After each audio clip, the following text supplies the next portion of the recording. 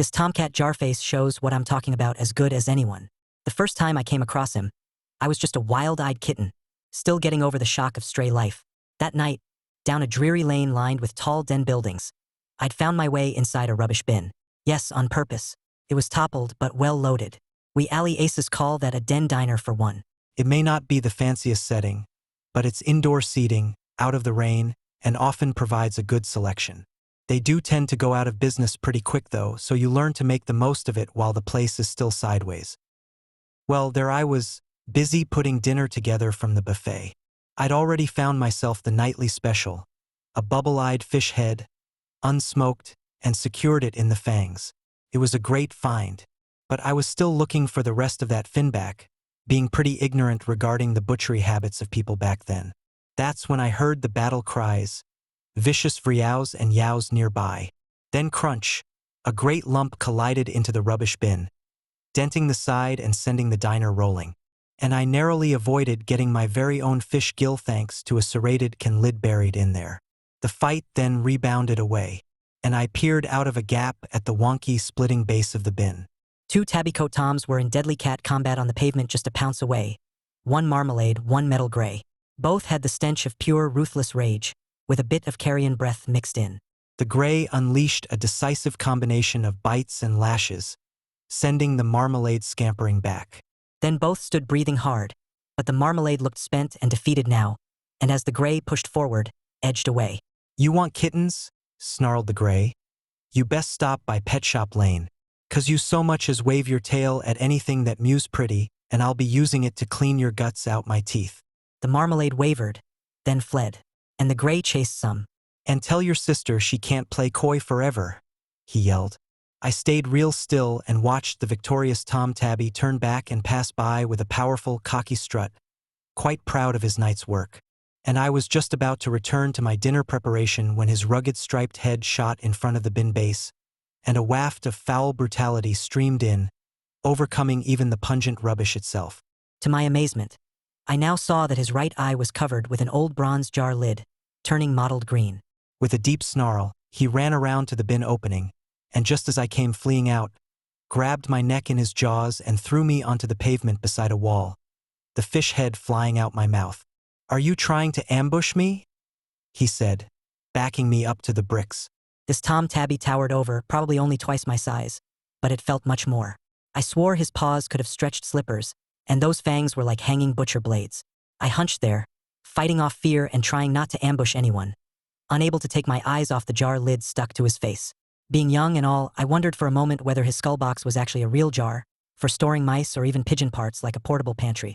The lid seemed stuck tight, but maybe it actually did screw off. "What are you looking at?" said Jarface. "You've got something in your eye there, mister," I said. "That is my eye," he said. "Oh," I said.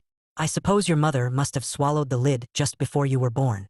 That made him even angrier. "No, runt rat," he said. "I lost an eye in a vicious scrap, caught by a lucky shot, and a backstreet vet fixed this replacement up for me while I recovered. The new one is fang and claw proof, so I decided to keep it."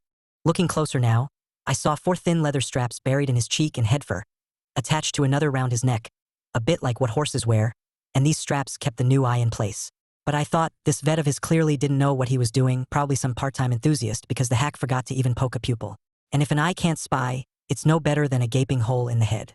But I didn't say anything, and I just sat there silently until this brute left me alone. "Look at you kittens," said Jarface, "acting so innocent. But you all grow up. Oh, you all grow up fast. One day you'll be busting to unzip my hide just like everyone else." "I'll probably just be busting to fill my belly," I said. "Really?" he said. "That marmalade I just battered was the same at your age. Now he's got himself a decent set of blades, a few scratches to his name, and guess what? He thinks he can take what's mine." "I don't think so, mister," I said. "I don't even know what's yours." Jarface then grabbed me by the scruff of the neck, wrenched me off my feet, and swung me around to take in a town panorama of grim night haunts, dormant house dens high and low, dim-lit streets with dead-end detours, rowdy lots and reclusive spots, all dotted with glowing lamps and growling chants, bound in fume-smeared fog. Then he slung me back down, and I skidded and tumbled to a halt.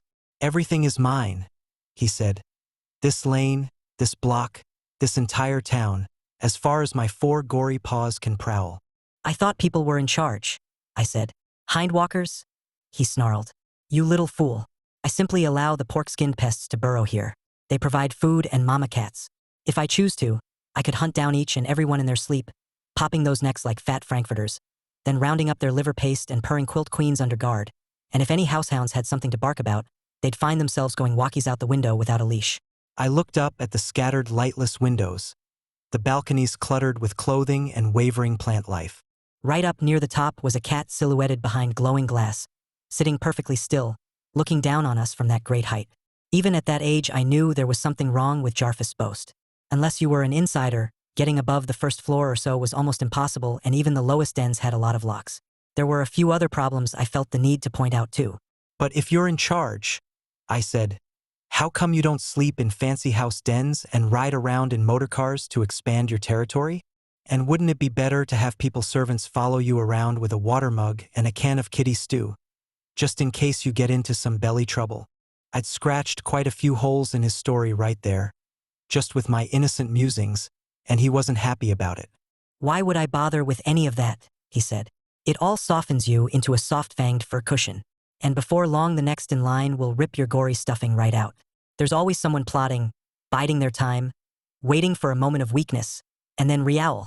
He aimed a vicious cat slap at my cheek, blades out, but I ducked and jumped back, taking only a scuff on the head, though slamming myself against brickwork in the process, all to this Tabby Tom's amusement.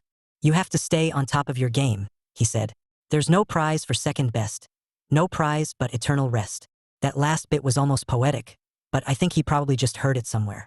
Jarface started looking around on high alert, and while he was staying on top of his game, I crept to the side and reached for my fish head. But he noticed, sprang over and planted his paw on it. Then he hissed straight in my face and it felt like the fur was being seared right off. What did I just tell you, runt rat? He said. Everything you spy, sniff or even scoop an earful of is mine. But I spent all night searching for that, I said.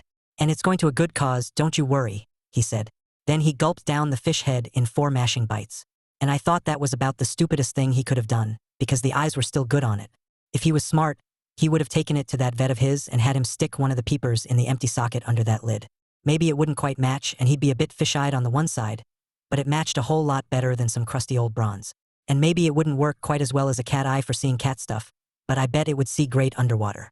And that means when you're down at the park, you could stick your head in the pond and see exactly where the fish were hiding. You have to admit, that would be pretty useful. So after losing my Den Diner special like that, I was feeling pretty devastated, knowing no other bins would be so generous that night, or for many nights after no doubt. You best remember what you've seen today and spread the word, said Jarface. You tell your runtrat friends and every other Tom pretender this is my town and a 9-life annihilation to anyone who opposes. Now take your sad little puppy face back to mama. I wasn't in a position to argue back then, so I cut my losses and headed off. But then Jarface started following me all of a sudden. Say, little one, he said in this creepy purr. Where is mama? I'm not sure we've met. I live alone, I said. Let's check that, shall we, he said. And he strode up beside me and sniffed my coat. You tell the truth, he said. And lucky, because if your mama had my kittens, I'd definitely snap your neck. Think I might still escort you home though, and see if the hindwalkers are leaving enough scraps for this poor little litter dreg. Fortunately for me, though, some she-cat mews sounded from a building den back behind us and Jarface finally left me alone, strutting off to investigate. But there was no way I'd ever lead a scumtom like this anywhere near my mother. Let me tell you, I'd lead us both into the jaws of a hound army just to avoid it. But it didn't matter then, because by that point I had no mother. She'd been gone a long time. I don't remember it too well, but she got sick hunting so hard to keep me growing and didn't wake up one night. I kept trying to wake her for a few days, but she wouldn't give even a whispered mew. And then people finally dragged her away. I don't want to go into it too much. She's gone. And that's it. But knowing she wore her lives out trying to keep me alive, it's meant I've tried even harder to keep going and survive this damn world, to make sure I never surrender to these insidious streets, even when it's the dead of winter and rains are weighing down your fur, the winds howling down your ear scoops and rippling your hide like a pegged pillowcase, even when all you've got for shelter is your half-flooded, frost-infested hole, and all you've got to keep you going is a swab of bugs from an orphaned apple core and the determined snarl on your face.